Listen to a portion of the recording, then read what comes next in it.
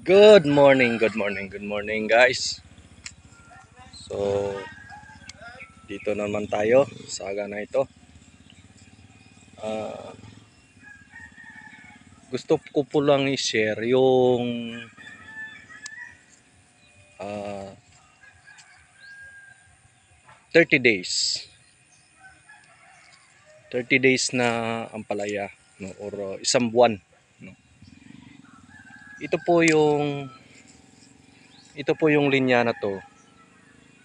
Ah, Gusto ko lang po share yung pagkakaiba ng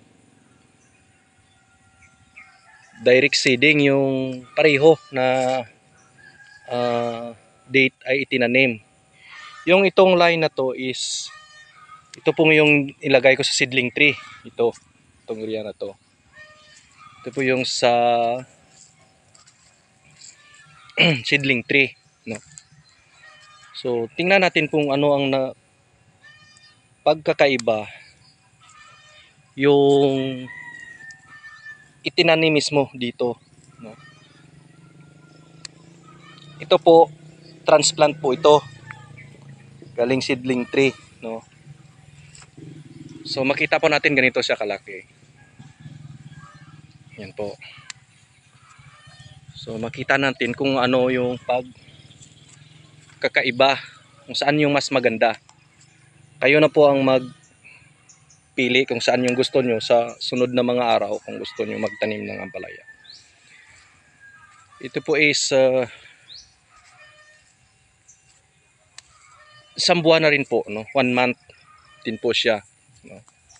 Mula nung ipinunla or indirect po, pero sa seedling tree po siya, no? Ito po siya. Ito po sila. Dito ka. Palaya, bakit ka bumaba? So ayan po, kalaki. Yung 1 month old na nasa seedling tree at saka itinanim dito, no. At saka yung direktang tinanim mismo dito sa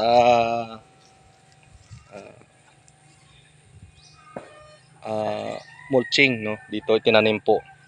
So tingnan po natin yung saan yung pagkakaiba, no. Ito po galing to sa seedling tree, no. So dito naman po tayo sa kabila na linya na ito po ay dito po mismo tinanim, no. Dito po pinunla, no. So makikita po natin magkaiba po, no. Mas malaki doon sa transplant na kaparehong yung edad. So napakalaki po ng pagkakaiba, no. Mas malago po, no. Yan po, mas malago po kumpara doon sa kabila. Sa pag-oobserba ko po ay halos 10 days yung diferensya nila, yung agwat nila. Yung direktang tinanim sa dito po sa mulching at saka yung sa seedling tree bago sa i-transplant, no.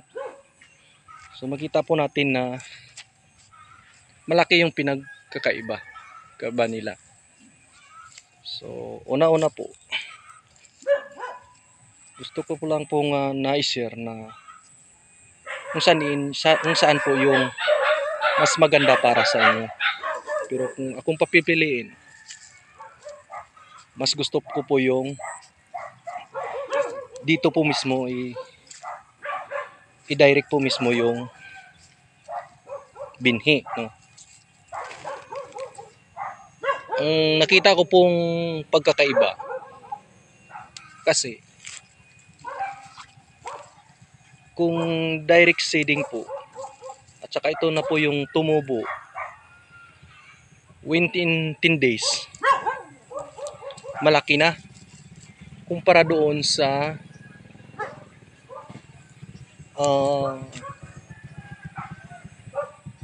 nilagay sa seedling tree, no, within 10 days bago itanim. So nakita ko po na malaking pagkakaiba. So yan po ang nakikita ko po, no, na mas maganda yung direct seeding. So doon po ako nagbe-base sa direct seeding. Ito po, direct seeding po ito. Maganda na yung bulaklak, may maliliit na ng mga bunga, no? So sana po nakatulong ito sa inyo. Kayo na po pumili kung saan yung gusto nyo, yung direct seeding or lagay nyo muna sa seedling tree. Pero nakita ko po na mas mabilis po yung nasa direct po dito sa punlaan, no? Kasi po una-unang nakita ko, pag naka-direct po dito sa taniman, hindi na po siya magagalaw, no? Hindi na po siya ma-stress kasi minsan, lalo na pag mainit, pag mag-transplant po tayo, na stress po yung ampalaya, no? Lalo na mainit na mainit. So madidelay po siya, or minsan dito ka napuputol pa yung gamot, yung ugat nito, no? So yan guys yung nakikita ko. So nadidelay po siya. Di po tulad ng direct seeding na once na tumubo na po siya, tuloy-tuloy na po, no? Ang bilis ng tubo. Lalo na pag gabi, no, yung hamog. Malaking tulong po 'yan sa ampalaya, yung hamog na mabilis yung pagtubo, no? So biruin mo, halos nakita ko mga 10 days yung agwat nila, no? So mas maganda talaga yung direct seeding.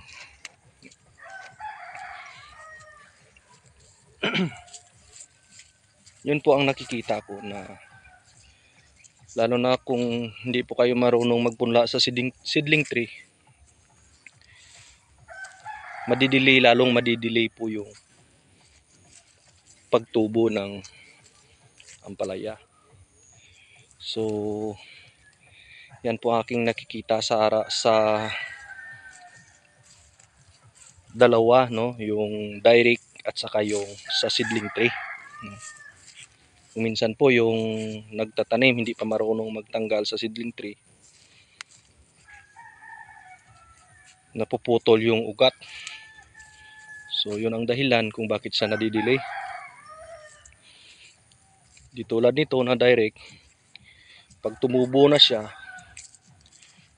tuloy-tuloy na po yung pagtubo ng ugat. Lalo na pag nagpakain ka na ng abono, bilis, no? Ito, may mga bulaklak na, bango ng bulaklak ng ampalaya. So yan po, no? Shout out pala kay Ray Galilea, kay Bernabe Galan.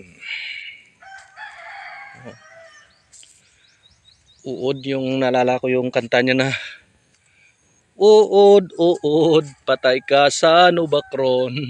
Wala na ngayon yung pesticide na Nubacron. Shout out lang kay Bernabe, Meg, good morning. Kay Galilea, good morning.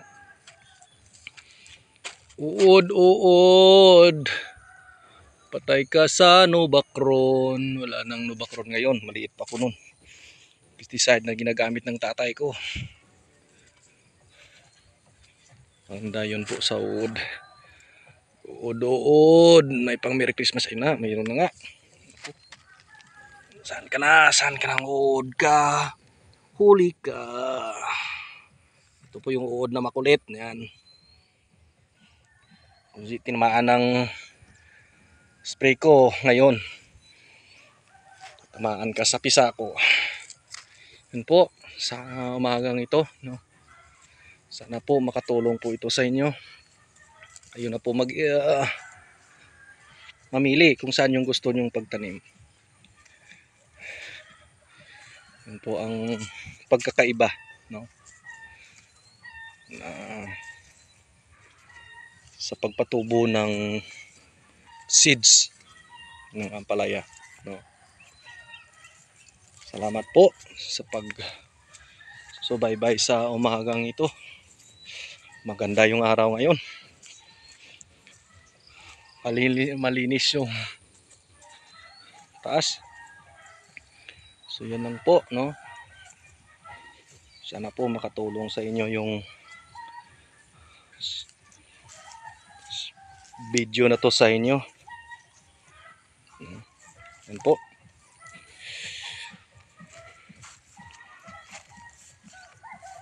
One month old. 1 month na pala to. 1 month. December 28, November 28 itinanim. Ano na ngayon?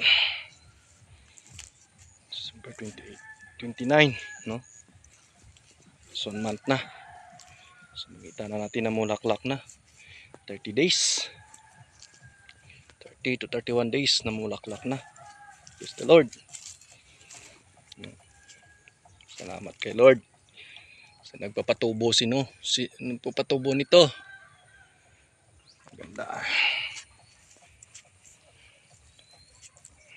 Yan si Bok. Agang-aga, walang damit. Sana may maawa kay Bok. Magbigay ng damit. Agang-maga si Bok. Shout out kay Bok. Good morning. Yan lang po. At God bless sa inyong lahat. Sana makatulong po ito. God bless, God bless, God bless.